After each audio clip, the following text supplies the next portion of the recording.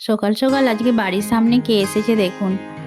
কি সুন্দর দেখুন, কাদের বাড়ি থেকে আলু পেয়েছে কি জানি, না জমি থেকে নিয়েছে, আলু খাচ্ছে বসে বসে। অনেকক্ষণ ধরে চুপটি করে এইখানটায় বসে আছে। সাম্য তো হেসেই খুন। আর ওর বাবা আমাকে ডাকছে যে দেখো কে এসে বসে আছে, কি সুন্দর দেখো। এই যে জায়গাটা, এই জায়গাটায় সাম্য আগে ছোটবেলায় খেলতো। যা, কথা বলতে বলতে দেখছি এখন চলেই গেল। যাই হোক, কেমন আছেন বন্ধুরা? আশা করছি আপনারা সবাই ভালো আছেন। চলে এসেছি একটি নতুন ভিডিও নিয়ে। এই নতুন ভিডিওয়ে আপনাদের সবাইকে স্বাগত জানাই। আজকে আমি বসেছি এখন নিম পাতা বাছতে। আজকের মেনু নিম পাতা দিয়ে আলু ভাতে মাখা। আর তার জন্য প্রথমেই ভালো করে নিম পাতাগুলো বেছে নিচ্ছি। খুব একটা নরম নরম নিম পাতা এখন আর নিচ থেকে পাড়া যায় না। বড় লোগা থাকলে হয়তো সম্ভব হতো, কিন্তু বড় লোগা নেই বলে ছোটোতে করে পাড়া হয়েছে বলে যেই একটু বেশ পাতাগুলো বুড়ো মতো হয়ে গেছে। তাহলেও মন্দ লাগে না ভাজলে। আমার শাশুড়ি মা তো এতটাই ভালোবাসে নিম পাতা, বলে যে আমার এটা হলেই নাকি এক থালা ভাত খাওয়া হয়ে যায়। যদিও আমি যে খুব একটা কম ভালোবাসি তা না, আসলে আমাদের বাড়িতে সবাই ভালোবাসে। তবে একজন আছে যাকে এই পাতের মধ্যে যদি নিম পাতা দেওয়া হয় তাহলে আর দেখতে হবে না, দৌড়বে। সে হলো সাম্য। আসলে ও এখন খুব ছোট তো, সেই জন্য ওই নিম পাতা বা তেতো জাতীয় কোনো জিনিসই এখনও খুব একটা খায় না। নিম পাতার কথা বলতে গিয়ে আমার বেশ ছোটোবেলার একটা কথা মনে পড়ছে। ছোটোবেলাতে আমিও খুব একটা তেতো খেতাম না। এখন যেমন তেতো ভক্ত, মানে উচ্ছে সেদ্ধ যদি করে দিয়ে দেয় তাও মনে হবে যেন এটাই অনেক, এটাই খুব ভালো খেতে। আর ছোটোবেলাতে যদি তেতোর কথা বলতো তাহলে 10 হাত দূরে। আর আমাকে মামা তোর তেতো খাওয়ানোর জন্য এত চেষ্টা করতো, সেই জন্য মাকে বলতো কালমেঘ পাতা পাওয়া যায়, তো সেই পাতার বড়ি করে রেখে দিতে। ছোট ছোট বড়ি করে রেখে দিত। আর যখন বলতাম যে কিছু হয়েছে বা শরীরে অসুবিধে হচ্ছে, তখন বলতে এই বড়িটা রোজ প্রত্যেক দিন একবার করে খাবি জল দিয়ে, দেখবি সব শরীরের রোগ দূরে যাবে। আমি জিজ্ঞেস করতাম কোন ডাক্তার দিয়েছে, বলতো যে খুব পাস করা ডাক্তার, এই ওষুধ খেলে নাকি শরীরে আর কোনো রোগ হয় না। মাঝে মাঝে মনে হয় সাম্যর জন্যও এরকম কোনো বিকল্প ব্যবস্থা করতে হবে। আবার ভাবি আমি এত তেতো খেতে ভালোবাসি, ও নিশ্চয়ই অন্য কোনো দিন ভালোবাসবে, দরকার নেই এসব কিছু করে। আজকে ছোট আলু ভাজা হবে, তার জন্য ছোট আলুগুলো আগেই সেদ্ধ করে নিয়েছি। এখন একটু কড়ার মধ্যে শুকনো লঙ্কা আর জিরে ফোড়ন দিয়ে ছোট আলুগুলো ভেজে নেব। আজকে রান্নাগুলোই হচ্ছে সব অন্যরকম অন্যরকম, যেমন নিম পাতা ভাজা, ছোট আলু ভাজা। আচ্ছা, আপনারা কে কে খোলা শুদ্ধ ছোট আলু খেতে ভালোবাসেন? আমাদের বাড়িতে কিন্তু এটা প্রায় হয়ে থাকে।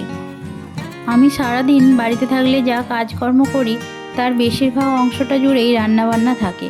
আর তাই হয়তো এই ব্লগে আমি বেশিরভাগ রান্নাবান্নাই শেয়ার করি। একটা সময় থাকতো যখন আমার মন খারাপ করলে আমি রান্না করতাম, কিন্তু এখন যখন দায়িত্ব হয়ে গেছে যে প্রত্যেক দিন এই জিনিসটা রান্না করতে হবে বা এটা করতে হবে বাড়ির সবাইয়ের জন্য, তখন রান্নার প্রতি থেকে মনটা উঠে গেছে। মনে হয় মাঝে মাঝে যদি 2-1 দিন ছুটি পাওয়া যায় কিংবা বেশ সহজ কিছু রান্না যদি হয় তাহলে বেশ ভালোই লাগে। যেমন আজকে যখন নিম পাতা ভাজা আলু ভাজা করছি, তখন মনে মনে ভাবছি ও আলুগুলো তো আমাকে আর খোসা ছাড়াতে হলো না, অথচ খেতেও ভালো লাগবে। এটাও অনেকটা টাইম সাশ্রয় হয়ে গেল। এই ডেলি ব্লগ করতে গিয়ে একটা জিনিস আমি কিন্তু বেশ উপলব্ধি করছি, আপনারা কেউ করেছেন কিনা জানি না। এই যে কাজকর্ম সমস্ত কিছু আমাদের কাছে না বেশ একঘেয়ে লাগে। কেন বলুন তো? মানে প্রত্যেক দিন যদি এই একই রান্নাবান্না, একই ঘরদোর মোছা কাজ করা হয় তাহলে সেটা দেখবেন একঘেয়েই লাগে। কিন্তু এরই মধ্যে যদি মাঝে মাঝে কোথাও ঘুরতে যাওয়া কিংবা ধরো কিছু কাজকর্ম অন্য রকম কিছু রান্না করা, তাহলে দেখবেন আমাদেরকেও ভালো লাগবে আর সংসারটাও আর একঘেয়ে মনে হবে না। কিন্তু মধ্যবিত্ত বাড়িতে এটা খুব কমই হয়। মধ্যবিত্ত বাড়িতে দেখবেন প্রায় রোজকার দিনেই একই রকমই চলে। যেমন সকালবেলা উঠে ঘর ঝাড়ু দেয়া, বাসন মাজা, জল তোলা, রান্নাবান্না করা, ছেলেকে খাওয়ানো, আবার সেই রাত্রিবেলা যা কাজ থাকে তাই। আসলে সারাটা দিনই কাজ করে যাওয়া হয়, তাও দিনের শেষে এসে দেখলে যেন মনে হয় কিছুই তো করা হয়নি। কী বা কাজ, সেই রোজই তো একই তো করে যাচ্ছি। আজকে কিন্তু রান্না করতে করতে আমাকে একদমই বোর লাগছে না। আসলে এই যে আপনাদের সাথে কথা বলছি, তো চলুন, আলু ভাজাটা কিন্তু আপনাদের সাথে কথা বলতে বলতে হয়ে গেছে। আর এদিকে নিম পাতাটাও চাপিয়ে দিয়েছি। নিম পাতা কিন্তু বেশ কালো করে একদম ভাজা হয়। আহা, কি সুন্দর গন্ধ বেরোচ্ছে, যা দারুণ লাগবে না। আর এদিকে নিম পাতা ভাজা বসিয়ে দিয়ে যখন হয়ে গেছে তারপর আমি জল ভরতে চলে এসেছিলাম, কেননা বাইরে বেশ বৃষ্টি হচ্ছিল। তো এখন দেখছি বৃষ্টিটা হচ্ছে না, সেই জন্য ভাবলাম যে এখনই জলটা ভরে নিই।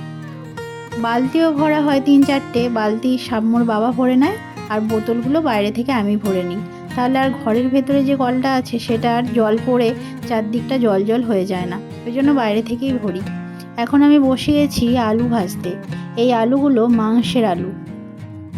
বেশ অনেক দিন বাদে আজকে বাড়িতে দেশি মুরগি রান্না হবে, সেই জন্য ভাবছি একটু ভালো করেই রান্না করি। অন্য দিনও রান্না হয় কিন্তু তখন আর অতটা মন দিয়ে করি না। আজকে দেশি মুরগি রান্না হচ্ছে বলে সেই জন্য একটু বেশ মন দিয়ে থেকে মনটা পড়ে আছে যে কখন রান্না হবে, তারপর একটু খাবো। যাই হোক, প্রথমেই আমি একটু ছোটো এলাচ, দারচিনি আর তেজপাতা তেলের মধ্যে দিয়ে দিয়েছি। তারপর মাংসটা আগে থেকে ধুয়ে ভালো করে নুন আর হলুদ মেখে রেখেছিলাম। হ্যাঁ, একটু লেবুর রস দিয়ে দিয়েছিলাম। আসলে দেশি মাংস সেদ্ধ হতে তো বেশ অনেকটা সময় লাগে, তাই লেবুর রসটা আগে থেকে মাখিয়ে রেখেছিলাম যাতে করে একটু তাড়াতাড়ি সেদ্ধ হয়ে যায়। মাংসটা তেলের মধ্যে দিয়ে চাপিয়ে দিয়ে আমি এদিকে পেঁয়াজ রসুনটা কাটতে চলে গেছিলাম। তো পেঁয়াজ রসুনটা কাটা হয়ে যেতে আদাটাও এবার বেটে নিচ্ছি। তারপর পরিমাণ মতো কড়াতে পেঁয়াজ, রসুন, আদা, কাঁচা লঙ্কা, টমেটো, ধনে জিরে গুঁড়ো সমস্ত কিছু দিয়ে এরপর যাব আমি স্নান করতে। এই রান্নার ফাঁকেই আজকে স্নানটা করতে হবে, কেননা আজকে রান্না করতে করতে বেশ অনেকটা দেরিও হয়ে গেছে। যদি আমি রান্না করতে করতে না স্নানটা সেরে নিই তাহলে হয়তো দেখবো আজকে আর কাজ সেরে উঠতে পারবো না। সেই জন্য এই কাজের ফাঁকে ফাঁকেই আমাকে বাকি কাজগুলো করে নিতে হবে। এমনিতে মাংসটা যেহেতু সেদ্ধ হতে বেশ অনেকটাই সময় নেবে, তাই আর আমার স্নানের তাড়াও থাকবে না, আমি একটু ধীরে সুস্থেই করতে পারবো। আর এদিকেও সমস্ত কিছু মশলাপাতি আর অল্প একটু জল দিয়ে যদি মাংসটা আমি বসিয়ে দিই তাহলে মাংসটা ধরে যাওয়ারও খুব একটা ভয় থাকবে না। তারপর সাম্যর বাবা তো রইলই, ওকে না হয় একবার বলে দেবো যে একটু মাংসটা নেড়ে দিতে, তাহলে আর লেগে যাওয়ার কোনো ভয় থাকবে না। যাই হোক, আমি আদা বেটে নিয়ে তারপর মাংসটা দেখলাম বেশ ভাজা ভাজা মতো হয়ে এসছে। এর মধ্যে কিন্তু আমি পেঁয়াজটা, রসুনটা সমস্ত কিছু এবার দিয়ে দিচ্ছি অল্প অল্প করে। আমাদের বাড়িতে কেউ বেশি রিচ খায় না বলে আমি মশলাপাতি তরকারিতে একটু কম পরিমাণই দিই। এই মাংসটা আছে প্রায় 600 মতো, এতে দিয়েছি 4টে মাঝারি সাইজের পেঁয়াজ আর নিয়েছি একটা গোটা রসুন। কিন্তু তাতে এই মাংসটা খারাপ হবে বলে মনে হচ্ছে না। এই পরিমাণ অল্প অল্প মশলা দিয়েই করি, কিন্তু খেতে কিন্তু বেশ টেস্টি হয়। মাংসটা কষা হয়ে গেলে সাম্যকে 2-3 পিস দিতে হয়, ও কষা মাংস খেতে ভীষণ ভালোবাসে। কিন্তু আজকে মনে হয় আর দেয়া হয়ে উঠবে না, কেননা আজকে তো মাংসটা সেদ্ধই হতে অনেকটা সময় লেগে যাবে। আর এদিকে আমার একটু বেরোনোরও তাড়া আছে, তাই বললাম যে একেবারে হয়ে গেলে তারপরে না হয় খাবি। যে কোনো মাংস রান্নাই দেখবেন পুরোপুরি রান্না হওয়ার থেকে কষা খেতে কিন্তু বেশ ভালো লাগে। আবার আমার এইটা একান্ত ব্যক্তিগত মতামত। আমার তো মনে হয় ভাতের থেকে যদি কেউ রুটি বা পরোটার সাথে কষা মাংস খায় তবে কিন্তু আরোই বেশি ভালো লাগবে।